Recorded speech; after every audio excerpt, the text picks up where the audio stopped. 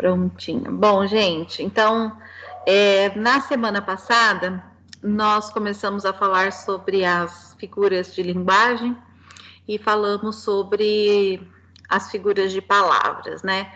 Que são aquelas que têm por mãe a metáfora. Então, vocês conseguindo identificar a metáfora já é um grande caminho, porque todas as outras são decorrentes dela, né? E aí eu deixei os exercícios bem básicos lá para vocês. E hoje a gente continua falando sobre outras figuras de linguagem. Então eu vou compartilhar aqui com vocês.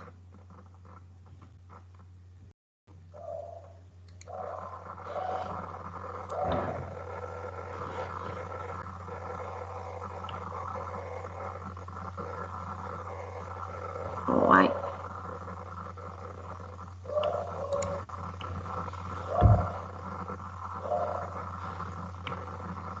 Vocês estão conseguindo ver?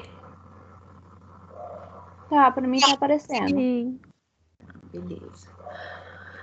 Bom, nós temos então, dentre as figuras de linguagem, nós falamos sobre as figuras de palavras e agora a gente vai falar sobre as figuras de harmonia.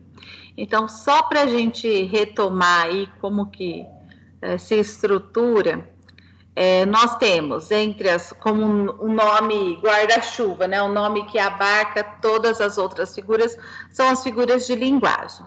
E elas são subdivididas. Então, as figuras de palavras, elas são assim denominadas, porque eu tenho o emprego de uma palavra num sentido diverso, num sentido metafórico, por isso que a gente tem a metáfora como a mãe de todas. Depois nós temos as figuras de harmonia, figuras de pensamento, figuras de construção ou sintaxe. Então, na aula passada, nós falamos sobre as figuras de palavras, em que nós temos a comparação, metáfora, metonímia, catacrese, sinestesia, antonomásia e alegoria. E hoje a gente começa a falar sobre as figuras de harmonia, que também são chamadas de figuras de som, justamente porque ela tem por finalidade trabalhar com a sonoridade das palavras. Então, são efeitos produzidos na linguagem quando há repetição de sons ou ainda quando se procura imitar sons variados. E aí nós temos apenas 4 figuras de palavras. Então, por isso elas são as mais fáceis de memorizar. Então, nós temos a literação, a assonância, a paronomásia e a onomatopeia. São só essas 4. Bom, a primeira delas é a literação. Então, a gente tem ali uma repetição, ela ocorre quando há uma repetição do mesmo som consonantal.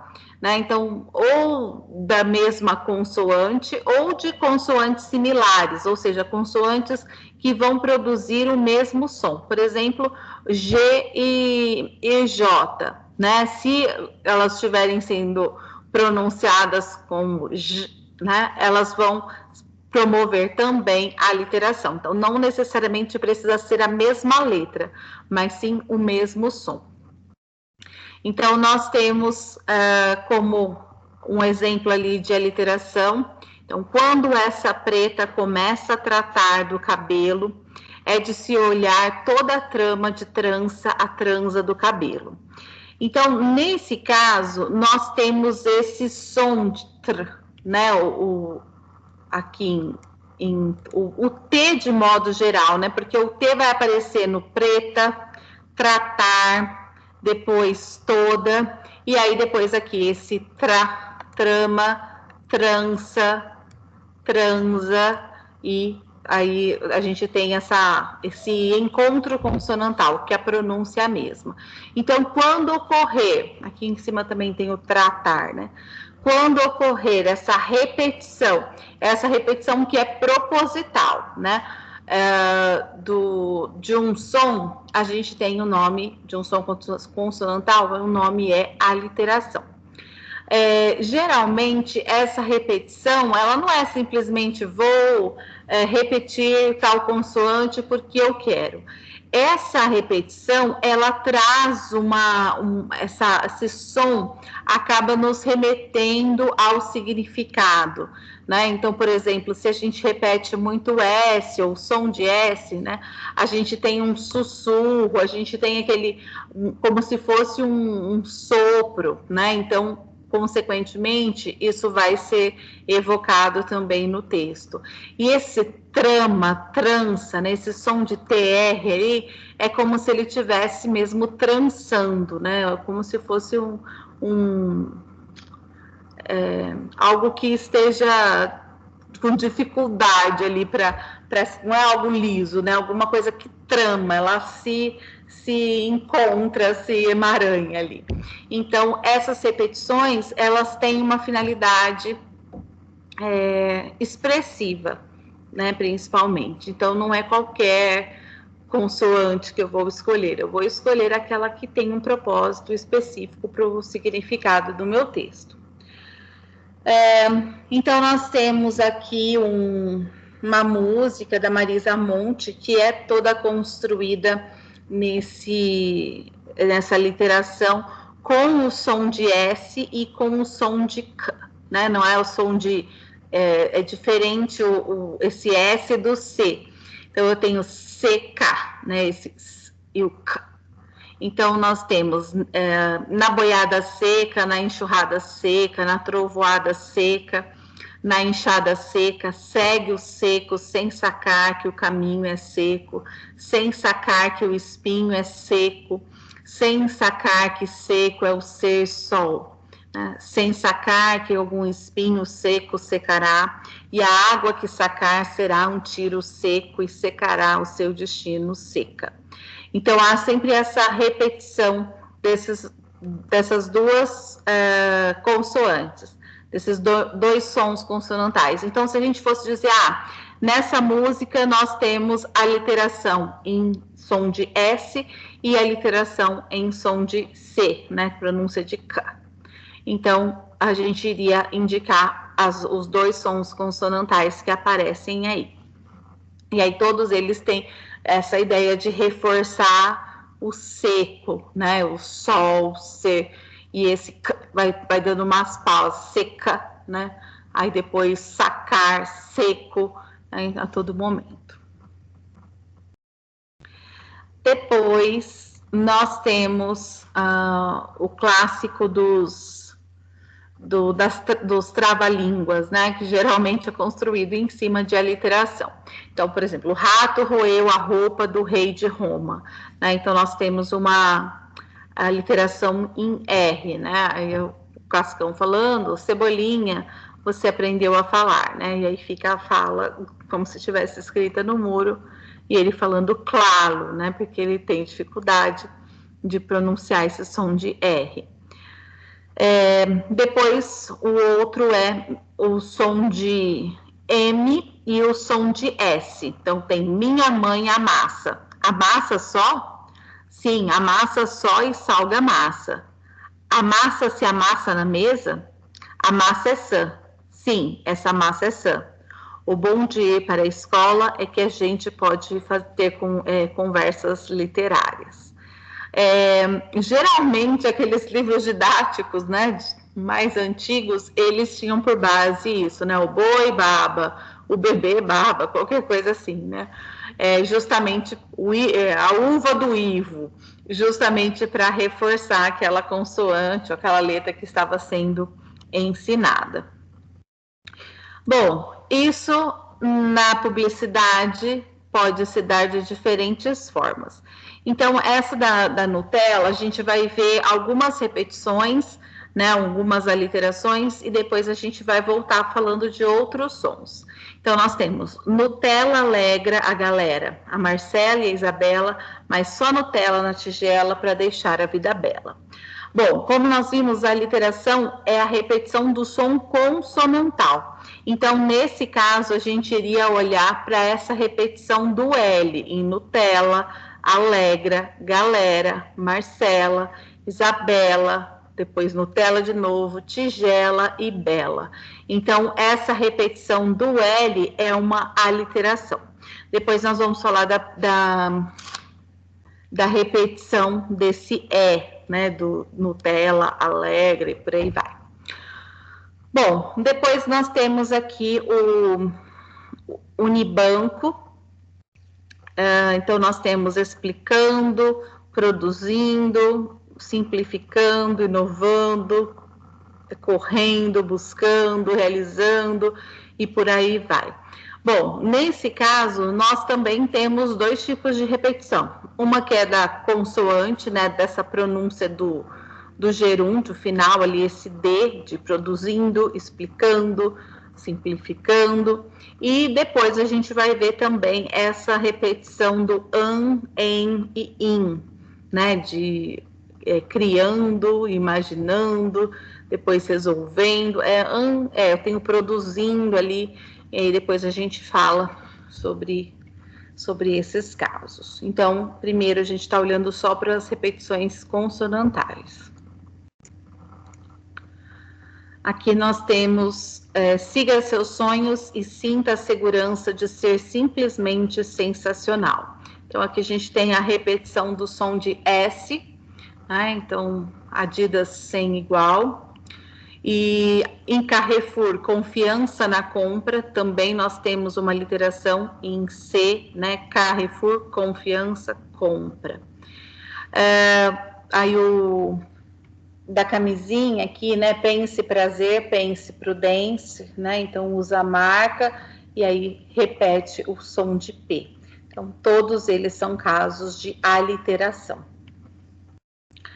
O segundo tipo de figura de som, figura de harmonia, é a assonância. Então, a assonância é uma repetição também, mas em vez de ser do som consonantal, é o som vocálico, a mesma vogal repetindo ali. Então, nós temos também no poema do Chico, então, sou Ana da cama, da cana, fulana, bacana, sou Ana de Amsterdã. Nesse caso, nós temos esse som, e não é só o som de A, é o som de Ana, cama, cana, fulana, bacana, Ana e Amsterdã, né? Então, esse an pronunciado aí nessas palavras, então isso é uma assonância. Aquele lá de Nutella, alegra, galera, nós temos uma assonância em E. Então, além da literação em L, nós temos também assonância no som de E.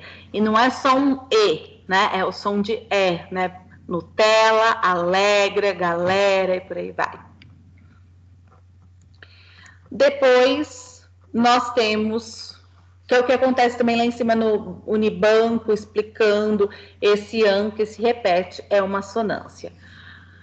Depois, nós temos a paronomásia. E a paronomásia, ela ocorre a partir de pares de palavras que são semelhantes na pronúncia, mas diferentes no sentido.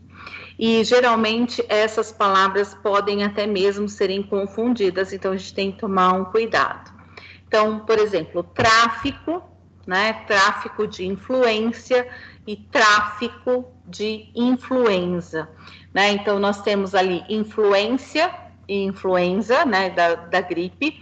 E ali a gente também poderia ter, por exemplo, tráfico com tráfego, que é muito confundido, comprimento com cumprimento. Então, esses pares, eles geram dúvidas, e quando eles são usados, né, como um trocadilho ali, eu pego as duas palavras e brinco com elas, então eu estou promovendo uma paronomásia. Um clássico que a gente tem é esse poema concreto, né, do lixo e luxo. Então eu formo a palavra lixo com várias palavras luxo. Então esse é um caso de paronomásia, porque as palavras são parecidas, com sentidos totalmente diferentes, né? E aqui a gente tem arte, tem fundo e forma. Trem é que tem plataforma. Artista sem ego é cavalo sem égua. Então, a gente tem aqui forma, plataforma, tem esse tem com trem, tem ego com égua, né? Porque sem ego, sem égua. Então, são brincadeiras das palavras que são próximas e promovem uma paronomásia. Então, aqui a gente tem sempre ativa, sempre actívia. Então, entre ativa e actívia, né? Brincando com o nome aí do produto. Quem lê com pressa, tropeça, né? Então, esse que vira até uma rima, né? Do com pressa, tropeça, né? Então, aqui a gente tem uma brincadeira com essas duas palavras. Então, qualquer tipo de trocadilho é construído em cima de paronomásia. E a última figura de harmonia é a onomatopeia, que é um clássico, né? Vocês devem lembrar, acho que é a primeira figura de linguagem que se aprende por conta de aparecer com frequência nas histórias em quadrinhos, que é essa tentativa de reproduzir um som por meio das letras, né? Por meio das palavras. Então, nós temos ali a representação dos dois grunhindo ali, os dois rangendo, né? A gente tem esse pof, que é do tombo, né? Enfim, o vaso caindo ali. Então, a gente tem essas representações dos sons, né? Como a gente representa o cachorro latindo, como a gente representa uma campainha tocando, qualquer coisa do gênero. E a gente tem aqui alguns casos, então, crunch, esse crunch e mesmo crack, né, é a tentativa de representar a crocância do alimento, então, seja na torrada, como o crunch ali, ele tem aqueles grãozinhos no meio, né, para deixar crocante. Então, o nome ali é justamente para representar a qualidade do produto. Depois a gente tem ali o splish, splash, schwa, tibum, gloob, blug, swift, chuff, speech, switch, né? Aulas de wakeboard. Então, são todas as representações de barulho de água, né? De espirrar água, por conta de ser um esporte, né? Aquático. Depois nós temos o dormindo bem, você vive melhor, estresse, a esse S que vira Z, né? Então, para representar primeiro o estresse, e aí você dormindo, né? O estresse vai. Então, esse S, depois o Z, é uma representação do sono, né? De um sono tranquilo. E essas são as 4 figuras de sons que a gente tem. Bom, eu tinha falado para vocês que depois vocês iriam ter que produzir alguns slogans, né? E eu ia até deixar para vocês alguns textos, mas que seria em forma de seminário, mas eu abandonei essa ideia. E depois, então, eu vou falar rapidamente sobre os slogans para depois vocês produzirem, né, na próxima aula, na sexta-feira, alguns slogans, tá? Então, usando, obviamente, essas figuras de linguagem. Bom, então, nós temos o slogan, né, é fundamental para a construção da identidade de uma marca, né? O slogan traduz em poucas palavras os conceitos chaves que o produto ou serviço deseja passar e, principalmente, fixar na mente de seu público. Para que a mensagem seja a mais eficiente possível, o publicitário deve saber combinar a habilidade em usar a língua a um profundo conhecimento dela. E aí tentar representar qual é a ideia que se pretende mostrar sobre aquela marca, né? E a partir disso se criar essa frase que resume toda a ideia e principalmente um slogan que fica na cabeça, que a gente lembre com frequência. Bom, a origem dessa palavra é slogan, né? Então, ela é derivada ali de grito de guerra de um grupo, né? De um clã. derivado ali de um idioma gaélico, do povo céltico, que era aí esse grito de guerra utilizado para reunir guerreiros para a batalha. Com o passar dos anos, né, esse grito de guerra foi se transformando e recebendo diferentes significados, inclusive, né, o assumido pela publicidade. Então, nós temos lá, segundo Sanders, o termo já representou o lema que identificava certas famílias nobres que o faziam gravar em seus brasões e insígnias, né, como se fosse um lema mesmo daquela família, né? A ideia realmente de slogan como representação de um conceito, só que no caso era de uma família. Depois nós temos uma versão ali pejorativa dessa expressão, né, de slogan. Então, a palavra significava doutrinamento, propaganda, reclame, se aproximando então de seu significado atual. Durante o século XIX, na Inglaterra, utilizava-se a palavra slogan para designar a divisa de um partido político, de uma ideologia ou de uma linha filosófica. Somente mais tarde coube aos Estados Unidos o papel de realmente tornar o slogan um termo intrínseco à área da propaganda mercadológica. Mas a gente percebe que mesmo no seu início, ela tem a mesma ideia, que é como se fosse realmente para gritar um conceito, né? Você fazer esse grito de guerra é para reforçar um determinado grupo, para você reforçar uma família, para você reforçar a imagem de uma empresa. Então, ela segue aí mantendo essa ordem aí do grito de guerra, com uma finalidade mercadológica, né?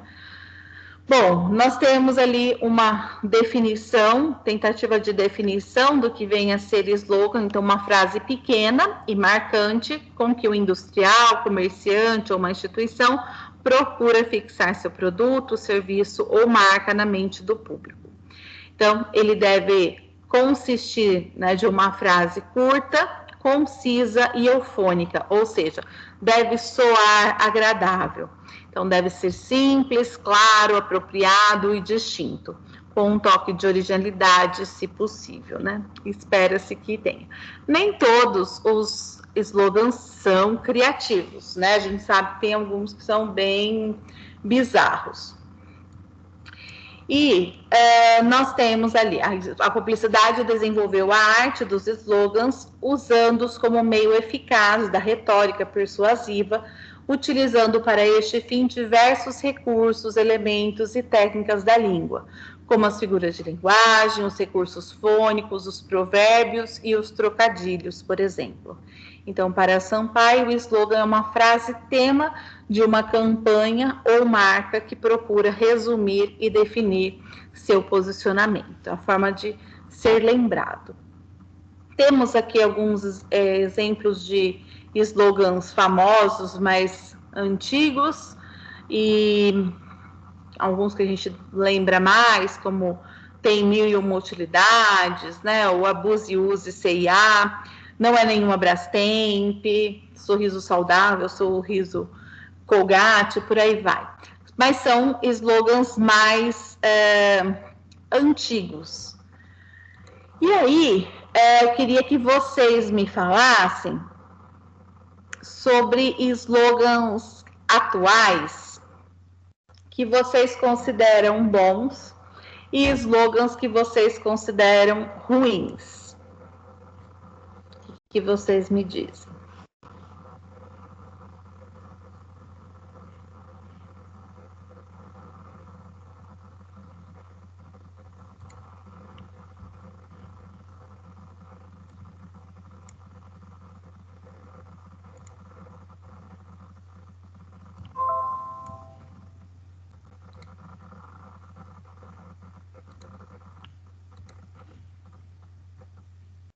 Nada a declarar?